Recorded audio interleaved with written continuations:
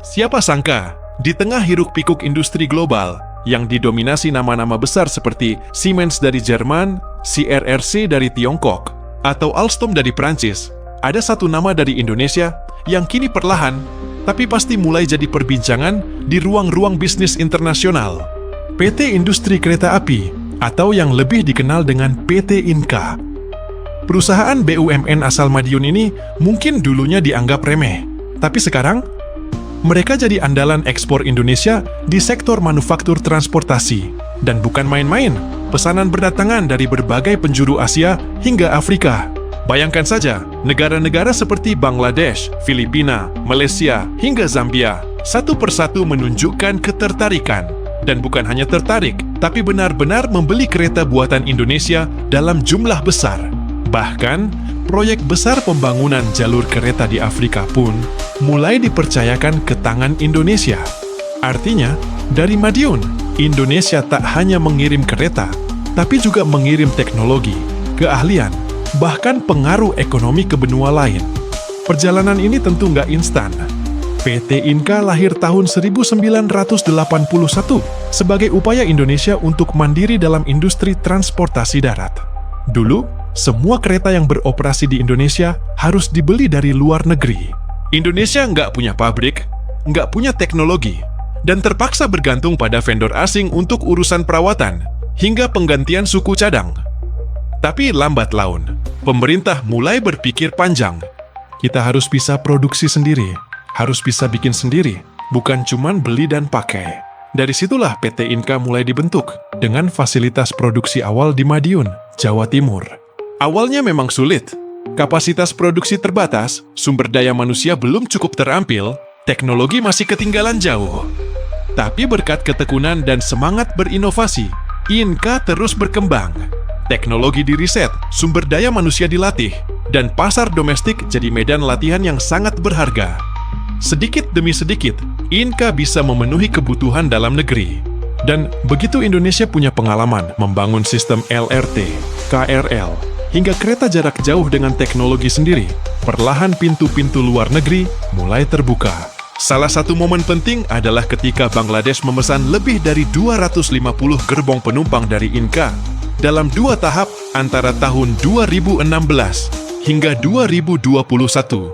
Nilai kontraknya pun bukan main, mencapai lebih dari 100 juta dolar Amerika Serikat. Setelah itu, Filipina masuk dalam daftar negara pelanggan. Pemerintah Filipina memesan rangkaian kereta komuter untuk kawasan Metro Manila dan mempercayakan produksi serta pengiriman kepada Indonesia. Filipina tahu, mereka butuh moda transportasi yang murah, cepat diproduksi, dan bisa beroperasi di wilayah tropis yang lembab dan panas. Dan itu semua ada di Inka. Kita tahu betul bagaimana membangun kereta untuk iklim dan kontur Asia Tenggara. Lalu datanglah Malaysia, negara tetangga yang biasanya menjadi mitra dagang dan juga, jujur saja, kadang kompetitor. Tapi di sini Malaysia justru memilih Indonesia. Mereka memesan kereta barang untuk mendukung logistik nasional mereka. Artinya, kualitas produk Inka tidak hanya setara, tapi sudah bisa dipercaya oleh negara dengan sistem transportasi modern yang cukup ketat seperti Malaysia. Namun, yang benar-benar mengejutkan adalah ketika negara-negara di Afrika mulai melirik. Zambia, misalnya. Negara ini sedang dalam fase ekspansi infrastruktur besar-besaran untuk meningkatkan konektivitas nasionalnya dan mengurangi ketergantungan pada angkutan jalan yang mahal dan tidak efisien. Mereka tidak hanya membeli kereta dari Indonesia, tapi juga meminta Indonesia membantu membangun jalur kereta baru. Ini bukan cuma ekspor barang, tapi ekspor kemampuan, teknologi, tenaga ahli, desain sistem, hingga pelatihan teknis. Indonesia kini bukan sekadar supplier, tapi jadi mitra pembangunan global. Di titik ini, peran geopolitik mulai terasa. Di tengah persaingan ketat antara kekuatan-kekuatan besar seperti Tiongkok dan Barat dalam proyek-proyek infrastruktur global, Indonesia hadir sebagai alternatif netral. Kita tidak mengikat negara lain dengan utang besar, tidak menawarkan pinjaman dengan bunga mencekik, dan tidak memaksakan syarat politik. Kita menawarkan kerjasama yang saling menguntungkan, jangka panjang, dan berbasis kebutuhan nyata, bukan kepentingan terselubung. Dan itu mulai menarik banyak negara berkembang yang sudah terlalu lelah bergantung pada satu kutub kekuasaan. Buat Indonesia sendiri, keberhasilan Inka membuka jalan bagi tumbuhnya industri pendukung. Untuk bikin kereta, kita butuh baja, karet, elektronik, sistem kelistrikan, teknologi pendingin, sampai perangkat lunak otomasi. Semua ini membuka ruang kolaborasi lintas industri dalam negeri. UMKM mulai dilibatkan sebagai penyedia komponen kecil.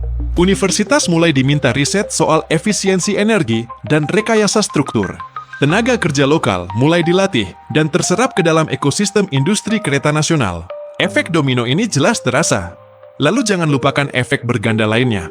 Ekspor kereta bikin cadangan devisa naik, neraca perdagangan membaik, dan kepercayaan investor terhadap kemampuan Indonesia tumbuh. Ketika dunia melihat bahwa Indonesia mampu memproduksi kereta yang bisa beroperasi lintas negara dan iklim, maka kredibilitas teknologi nasional meningkat. Ini seperti efek branding. Produk lain dari Indonesia juga ikut naik pamornya. Kedepan, Indonesia punya peluang besar untuk memperluas pasar ekspor ini. Kawasan Timur Tengah, Asia Selatan, dan bahkan negara-negara Amerika Latin tengah mempercepat pembangunan infrastruktur mereka. Banyak dari mereka mencari mitra baru yang tidak mahal, tidak rumit, dan tidak mendominasi. Indonesia bisa jadi jawabannya. Bayangkan kalau kita bisa ekspor kereta ke Mesir, Kenya, Pakistan, atau Peru. Itu bukan mimpi. Potensinya nyata. Tinggal bagaimana kita menjaga kualitas, meningkatkan kapasitas produksi, dan memperkuat diplomasi ekonomi yang agresif. Pemerintah sendiri tampaknya mulai sadar. Proyek kereta cepat, LRT, hingga rencana pembangunan kereta otonom jadi bukti bahwa negara ingin Inka terus tumbuh. Tapi tantangannya tetap besar. Kita perlu ekosistem yang sehat. Jangan sampai industri ini maju sendirian tanpa dukungan kebijakan yang jelas. Pajak bahan baku, kemudahan ekspor, paten teknologi, dan dukungan finansial jangka panjang semua harus dikerjakan dengan serius. Karena kalau tidak, kita hanya akan jadi pabrik pesanan sementara. Tapi kalau dikerjakan dengan strategi jangka panjang, Indonesia bisa menjadi salah satu pusat produksi transportasi modern di Asia. Bayangkan saja, Indonesia jadi Tiongkoknya Asia Tenggara untuk urusan kereta, pusat ekspor, pusat teknologi, dan pusat pelatihan regional. Dan semua itu dimulai dari Madiun. Jadi, kalau hari ini kamu naik KRL, LRT, atau lihat kereta barang melintas di rel, ingatlah bahwa sebagian besar itu adalah hasil karya anak bangsa. Dan di luar sana, ada banyak negara yang kini menikmati perjalanan mereka di atas kereta buatan Indonesia. Bukan cuma produk, tapi juga harapan. Harapan bahwa Indonesia bisa bukan hanya jadi pasar, tapi jadi pemain utama dalam percaturan ekonomi dan teknologi dunia.